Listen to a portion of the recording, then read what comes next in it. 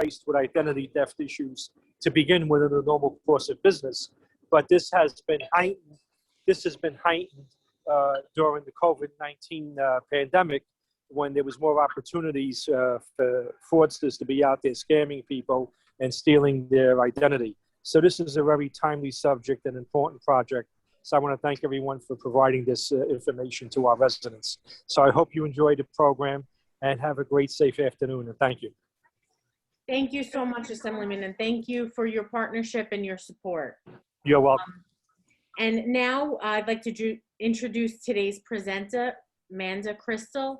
She is the Financial Exploitation and Abuse Program Coordinator and Senior Financial Counselor for the Family and Children's Association. Thank you, Roseanne. Good afternoon, everybody. As Roseanne said, I run the Financial Abuse and Exploitation Program at FCA. I was asked to give this presentation specifically dealing with the coronavirus, corona vaccines, and the economic stimulus payments. And I'm going to teach you a little bit about scams in general. So scammers are trying to con people out of their money, especially during times of fear, stress, and uncertainty. And scammers operate in two ways. They either make you afraid that if you don't do what they ask right then and there, that something bad will happen to you or somebody you love, or they get you very excited. You may have won a trip free of charge, or you may have won money in a lottery, or maybe even love awaits you at the end of the internet. In any of these cases, they are trying to get you to depart with your hard-earned dollars, or they are fishing for personal information to use against you at a later date. There are many companies and people trying to profit from this pandemic by selling unproven and illegally marketed products. Some people might be tempted to buy or use questionable products because they falsely claim to help diagnose, treat, cure, or even prevent coronavirus. These fraudulent products have not been evaluated by the FDA for safety and effectiveness, and they actually might be dangerous to you and your family. So right now, it's harder than ever to prevent scams from happening because we're not interacting with as many friends, neighbors, or family members. We're at home much more often and more likely to pick up a phone.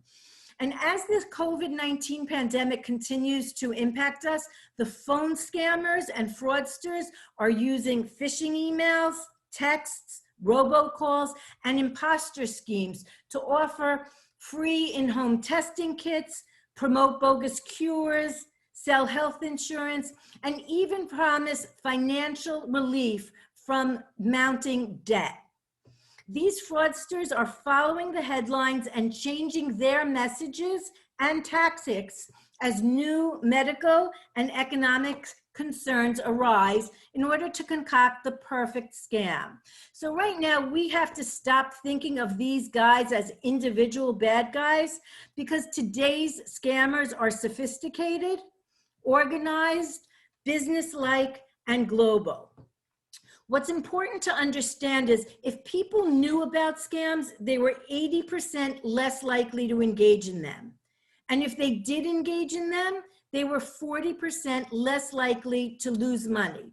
So it's really great that you guys are here today. Hopefully you'll learn about these new scams and be able to protect yourself and your loved ones from becoming a victim.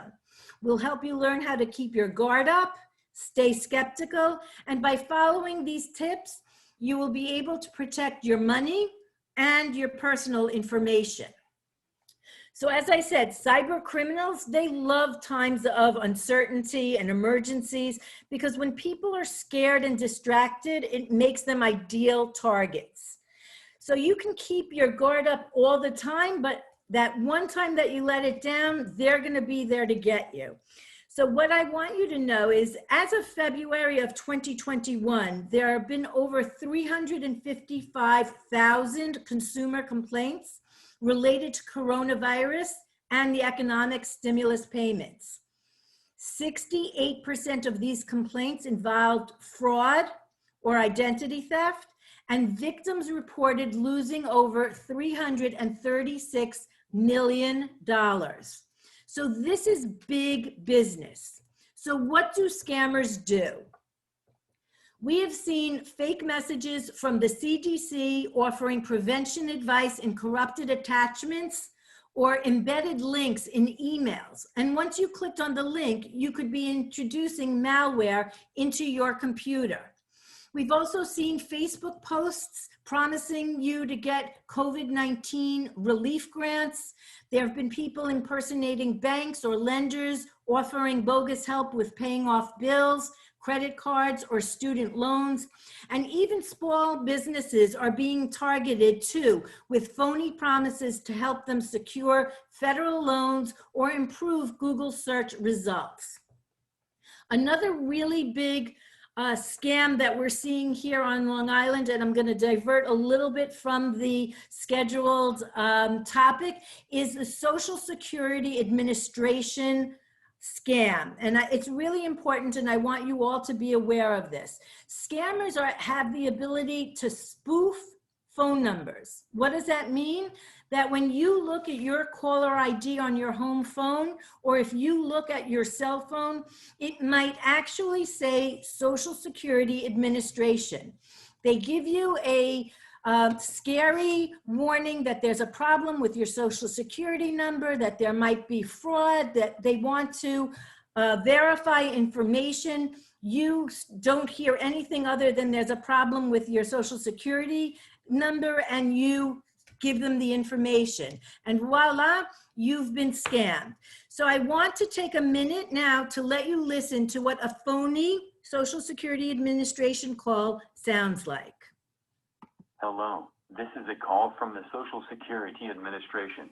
During these difficult times of the coronavirus, we regret to inform you that we have got an order to suspend your socials immediately within 24 hours due to suspicious and fraudulent activity found on your socials. We are contacting you as this case is critical and needs your urgent attention. To get more information about this case, please call immediately on our department number 888-991-2325. I repeat, 888-991-2325. Okay, so as I said, this scam has actually become the #1 imposter scam in the United States. We're seeing a lot of it here on Long Island. In 2019, there were 478,000 complaints regarding Social Security Administration calls. And in 2020, the number almost doubled to 780,000 complaints with a loss of $45 million. So there are a couple of things that I want you to notice about this particular call. First of all, the sense of fear and urgency. The caller states, this case is critical and needs your immediate attention. Call our office immediately. Also, there's some of the language that's incorrect and poor grammar is used. They talk about suspending your socials or be suspicious of fraudulent activity founded on your socials. And lastly, they give the phone number and they speak in a very odd cadence of speech. So these are some of the red flags of a scam phone call in general. But what you need to know is no government agency will ever call you unsolicited. That means the IRS isn't calling you. That means Social Security Administration isn't calling you. And oftentimes when I give this presentation, and especially when I was doing it live, I would have people in the audience say, oh, I know it's a scam, but I want to waste their time. I want to play with them. I'm not going to give them any information because I know that this is a scam. And there's two reasons why I really don't want you to do that.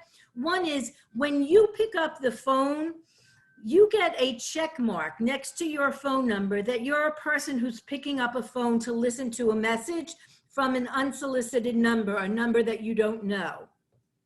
Two is if you listen to the whole message and at the end it tells you to press a button if you don't want to be contacted anymore, then another check mark goes by your phone number, letting them know that not only do you pick up the phone, but you pick up the phone and you listen to the whole message.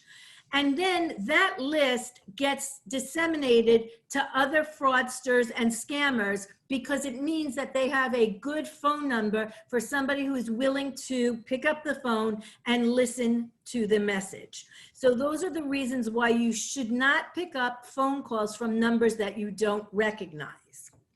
So that was a little diversion. And now I'm going to go back to the coronavirus scams and what you should look out for. So there are many companies that are selling in-demand products or unapproved products to cure or prevent the disease. They could be selling sanitizers, wipes, surgical masks, gloves, in-home test kits. And what happens? You pay for the product, but it never comes.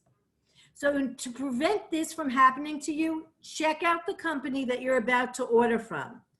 Go onto a search engine, type in the company's name with terms like review, complaint, or scam after it, and see what other people have to say.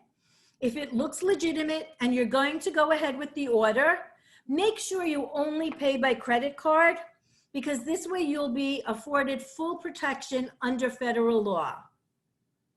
Also, be careful of companies advertising fake COVID-19 antibody tests because they're looking to harvest personal information that can be used against you in identity theft or in health insurance scams at a later date.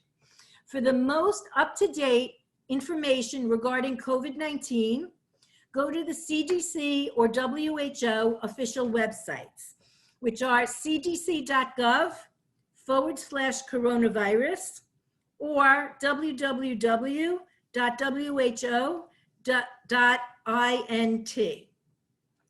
So some other scams that we're seeing now deal with contact tracing scams. Police are warning cell phone users of this scenario. You receive a text message like the one on this slide telling you that you've been exposed to someone with COVID-19, and then you're asked to click on a link for more information. This is a scam.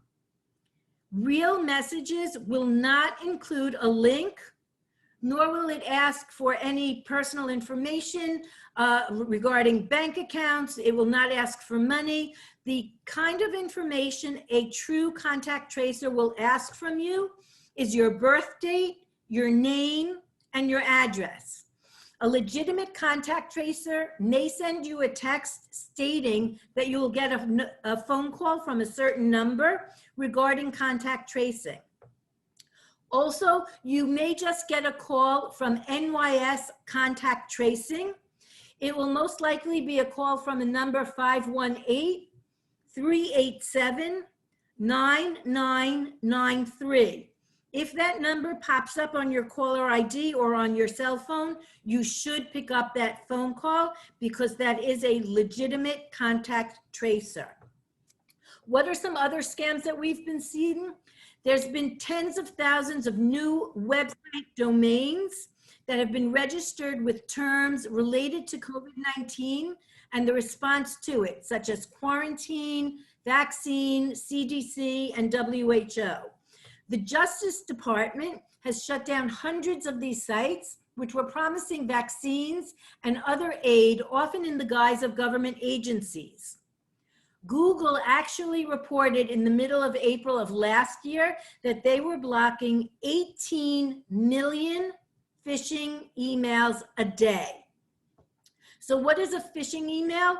Phishing is a process where the bad guys trick you into giving sensitive information or take potentially dangerous action like clicking on a link in order to import a virus onto your computer. These emails appear to be from a real business, government agency, or a trusted organization. So don't be fooled. Always verify any information that is coming into you, whether it be by phone or by email, no matter how legitimate it appears to be. If you get an email before opening and going through the process of what they're asking you to do, ask yourself these 3 questions. Was the email expected?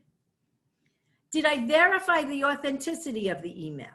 Meaning, if you get an email from American Express Company, or you get an email from Chase Bank, or you get an email from a store that you frequent, go directly to your statements and make sure you have the correct phone number or email address, and you contact them and ask them if what is being asked of you is a true email.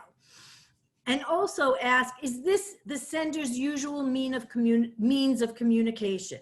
Once you've asked these questions, you will be able to better protect yourself from a fake and phony email. Also, we've seen a lot of fake pop-up test sites for COVID-19.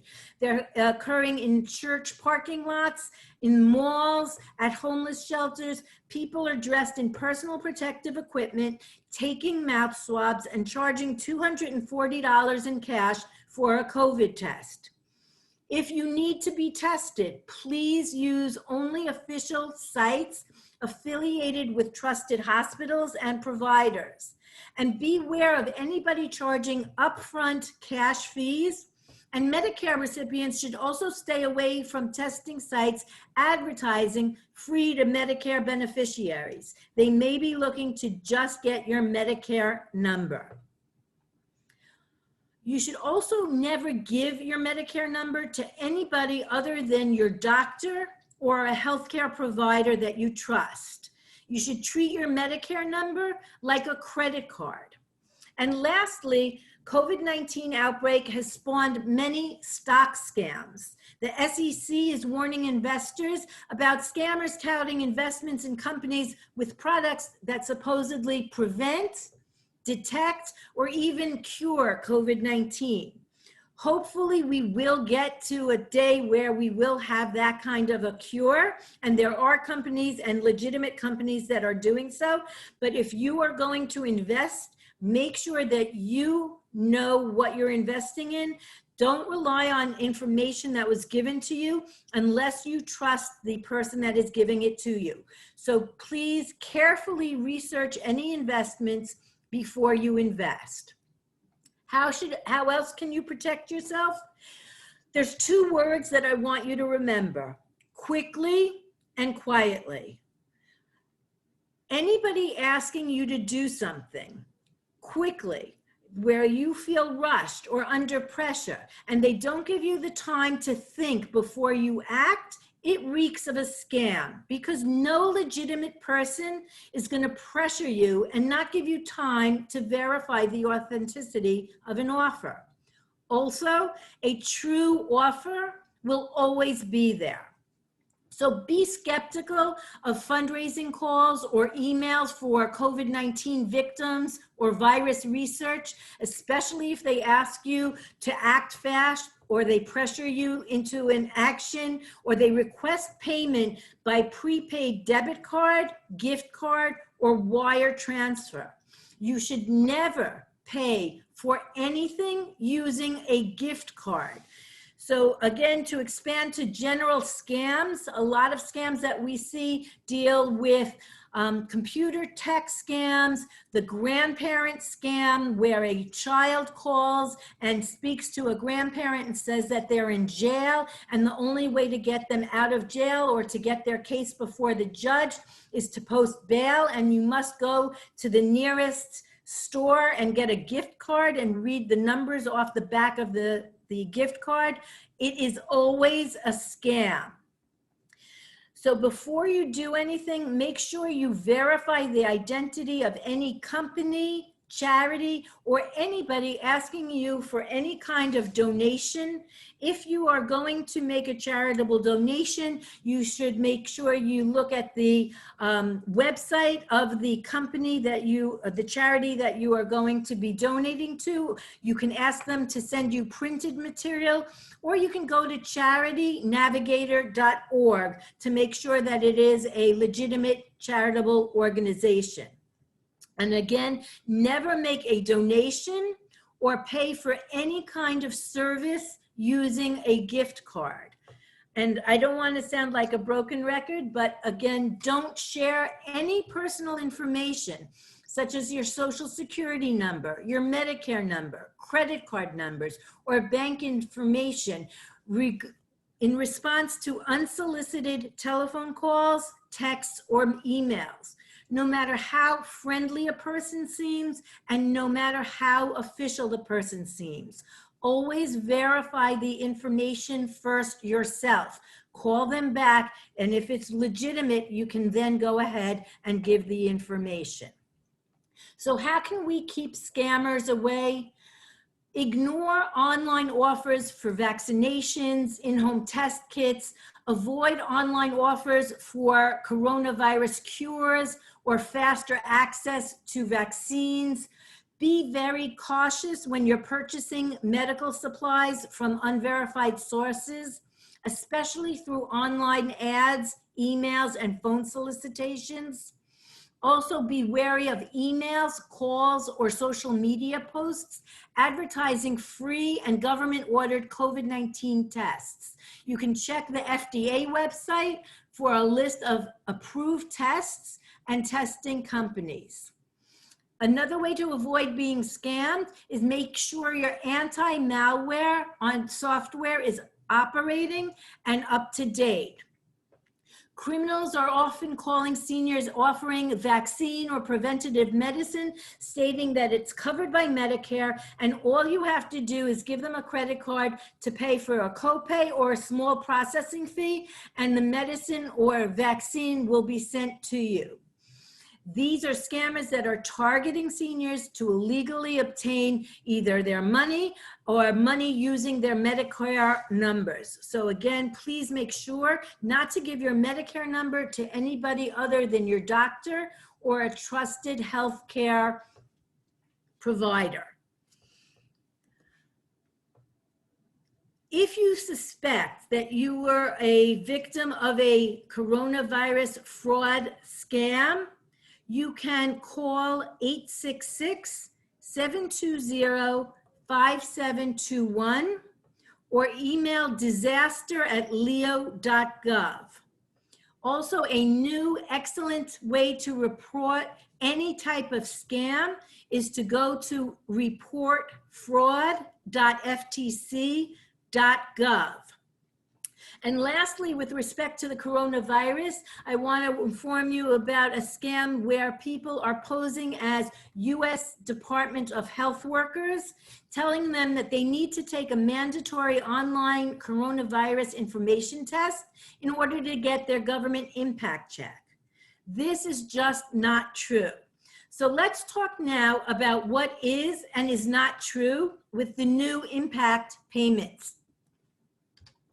Within days of the economic relief package passing, there were already incidents reported of scammers soliciting fees or personal information to speed up getting relief payments. The Better Business Bureau received reports from people that they were contacted through text message, email, and phone calls, instructing them to click on a link to confirm the payment or to enter more information in order to get the payment. So let's first take a look at what an economic stimulus impact card will look like. Your economic impact payment card will arrive in a plain white envelope with a return address from Money Network Cardholder Services. The Visa name will appear on the front of the card with the stars in the background, and the back of the card will say Meta, M-E-T-A, Bank. Be sure not to throw away your stimulus payment with the junk mail. Also, if you think that you are getting your economic payment by check or direct deposit, if you receive this debit card in the mail, it is legitimate, and make sure to use it. So let's look at some scenarios that are not legitimate. Scammers are sending official-looking messages, including postcards, with a password to be used online to access or verify your payment or direct deposit information. Do not respond to texts, emails, or phone calls asking for any personal or banking information to claim your stimulus payment. As I said, no one from the government will call you or email you to ask you for Social Security information, bank account information, or credit card numbers. Don't pay anyone who claims that they can expedite getting the relief check for you. Also, be careful on social media. Facebook has posts targeting older adults about grants to pay medical bills from a non-existent U.S. Emergency Grant Federation. Scammers are also promising quick grant payment in exchange for personal information and a small processing fee. What you need to know is there is no fee to get your relief check, and nor is there any need to call or sign up in order to receive your check. Whoops, a little technical. So what I want you to know is when you do get your economic impact card, you will get a letter telling you how to activate that debit card. Make sure you use the phone number on that letter. Do not go to the internet and put in how to activate my debit card, because believe it or not, scammers have set up fake calling centers with customer service to deceive people and take their personal information. So what you need to do is make sure you watch out for calls, texts, or emails purportedly from government agencies that instruct you to click on a link, pay a fee, or confirm personal data. That will not happen, and if it is happening, it is a scam. Again, if you believe that you've been a victim of the scam, you can go onto the FBI's Internet Crime Complaint Center at ic3.gov, or you can report the scam at reportfraud.ftc.gov. Also, if you think that you've destroyed or tossed out your economic impact card, you can call this number to ask for a replacement card. It is 800-240-8100. Now, I know I've been giving you a lot of information and your heads might be swimming with material. I want to take this opportunity before I start talking about the vaccine scams to let you know again, my name is Manda Crystal. You can contact me at my office at FCA. The phone number is 516-485-3425, extension 2333. If you've been a victim of a scam, if you get information and you're not sure if it is a scam, please call us. We'd be happy to go over the information with you. Our program also has counselors that do short-term counseling for people who have been victimized, and we are there to help you and help you get through the situation. I also posted my email address, mcristal, K-R-I-S-T-A-L, at fcali.org on the chat, and we'd be happy to help you in any way possible. So now let's talk about how to avoid vaccine scams. So thank God we have a vaccine. Hopefully everybody is really happy about that. Some of the ways to stay safe about not becoming a victim to a vaccine scam is not to buy any kind of coronavirus vaccine or treatment over the internet or from an online pharmacy. Do not respond to any solicitations about the vaccine, because scammers are, believe it or not, calling using telemarketing calls, text messaging, social media platforms, and even coming door to door to perpetrate coronavirus related scams. And again, do not give out your personal information, medical information, financial information to anybody that you don't know or who has contacted you unless you verify who they are and where they're coming from.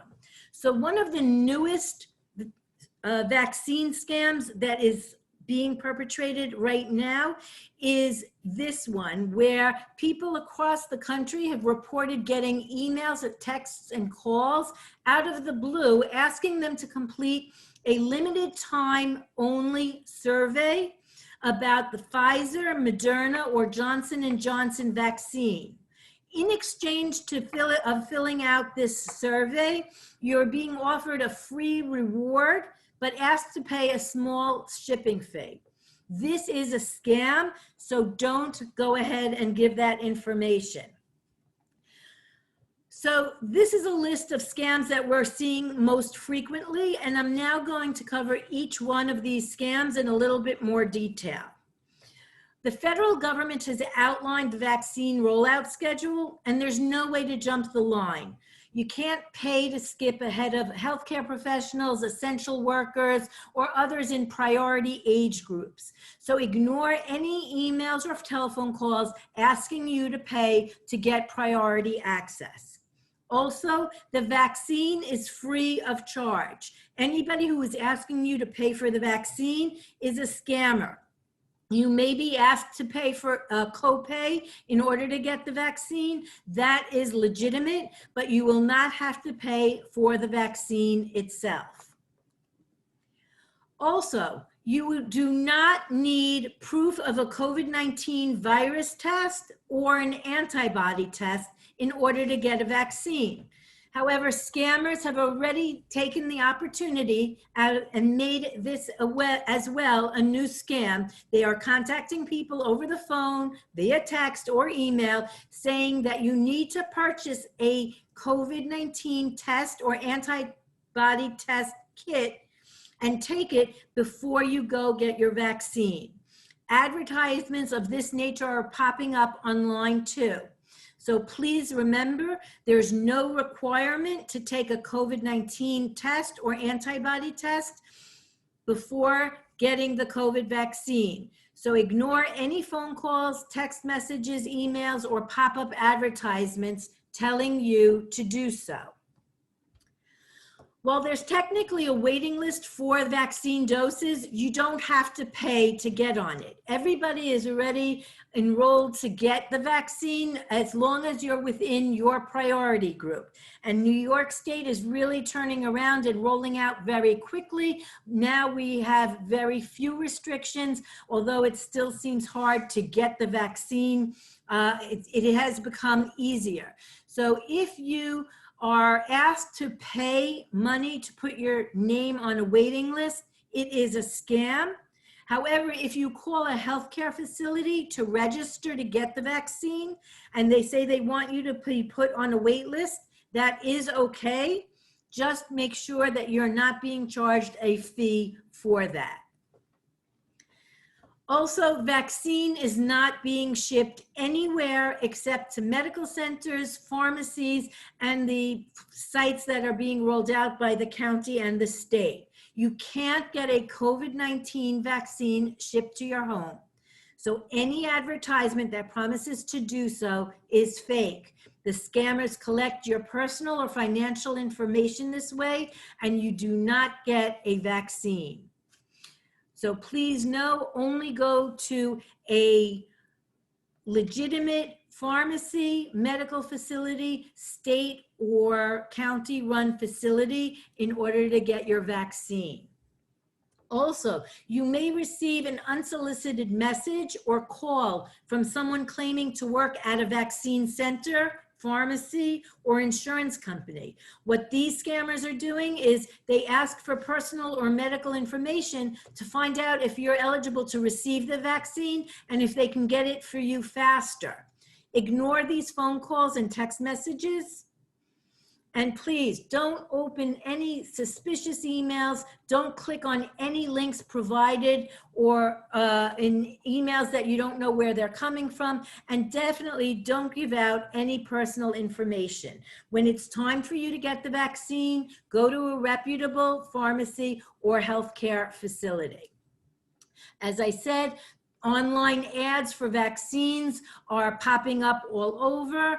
Be careful that you don't get information from unofficial sources. Any advertisement that does not come from an official public health source like the CDC, WHO, or FDA might lead you to a phishing website where scammers can steal your personal or financial information.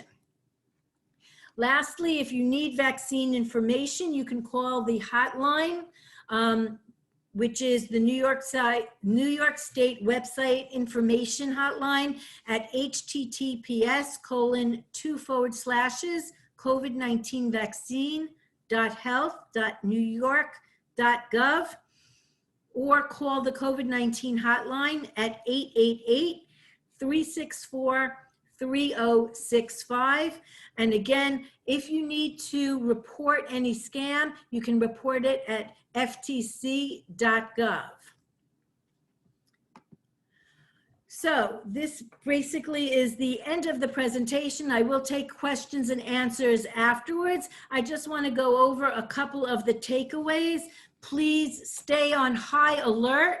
Be skeptical of vaccine offers or any offers for products stating that they can cure, detect, or prevent COVID-19.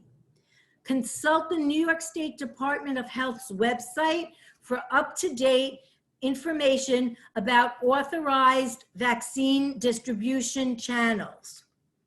Also, always verify unsolicited information that comes to you, whether it is from the CDC, the WHO, whether it's from your brokerage firm, your bank, a credit card company. If somebody is calling and leaving you phone numbers on your answering machine, do not call them back until you verify the phone number yourself. Make sure you go to your own files, get a correct phone number, and see if there is any suspicious activity on your account. Again, do not give any personal information to a stranger, no matter how friendly or how official they might be. Remember those two words that I stated earlier on in the presentation: quickly and quietly. Resist pressure tactics and take time to think before you act. Remember that phone numbers can be spoofed, so if you look into your caller ID box or your cell phone and you see it's the Social Security Administration or the IRS calling you, it is a scam. And in order to prevent scams, be sure you're monitoring your financial accounts and your records. Use unique and strong passwords. Ignore all calls for immediate action, because remember, scammers are always going to try and get you to act before you take time to think.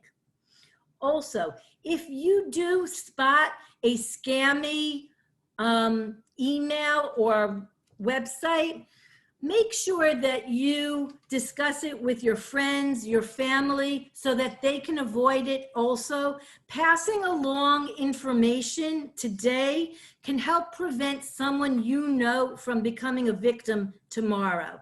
So please share this information, because education is the first line of defense against fraud and deception. And if you can see a scam, you can stop a scam. So I hope I was able to open your eyes today a little bit, and I look forward to answering any questions after this presentation or by email or phone call. Thank you for being here and have a great day. Roseanne, back to you. Thank you so much, Amanda. That was really wonderful. We just had one of the people in the chat say that they had to go, but thank you so much for the information. Okay. And it was filled with information that is so necessary, as you said. If anyone here has any questions, you could use the chat, you could use the raise hand function. Any questions? I'll make it so if you can't do that, you're able to unmute yourself, if you'd rather do that.